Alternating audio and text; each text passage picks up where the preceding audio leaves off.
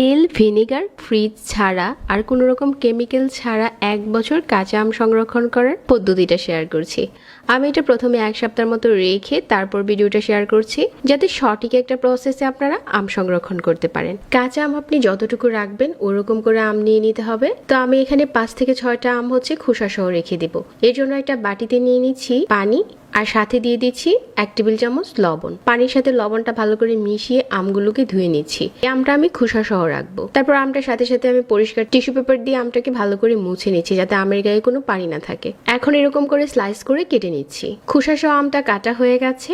আর কিছু আম হচ্ছে আমি খোসা ছাড়িয়ে রাখবো। এর জন্য এভাবে করে পিলার দিয়ে প্রথমে আমের খোসাটা ছাড়িয়ে নিচ্ছি, তারপর লম্বা করে এই আমগুলোকেও স্লাইস করে নিচ্ছি। আর এখন আম সংরক্ষণ করার আগে একটা পাত্রে আমি এখানে 2 কেজির মতো পানি নিয়েছি। তারপর এখানে 1/4 কাপ দিয়ে দিচ্ছি লবণ। এই লবণ দেওয়া পানিটাকে ভালো করে ফুটিয়ে নিচ্ছি। এই 5 মিনিটের মতো পানিটা ফুটিয়ে নেব। ঠিক 5 মিনিট পর এই ফুটানো পানিটাকে ফ্যানের বাতাসে রেখে ঠান্ডা করে নিয়েছি। বয়মের ভিতরে প্রথমে আমের টুকরোগুলো দিয়ে দিচ্ছি।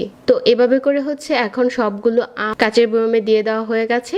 একইভাবে আমি খোসা ছাড়ানো আমগুলো দিয়ে দিচ্ছি, কারণ কাঁচা আমের সিজন চলে গেলেও কিন্তু আম খেতে ইচ্ছে করে। তো এখন হচ্ছে লবণ পানিটা পুরোপুরি ঠান্ডা হয়ে গেছে আর এই বয়মের মাঝে ঢেলে দিচ্ছি। 1 সপ্তাহের মতো হয়ে গেছে আর আমটা এখন অনেক ভালো আছে। তার মানে এই আমটা বছর জুড়ে ভালো থাকবে।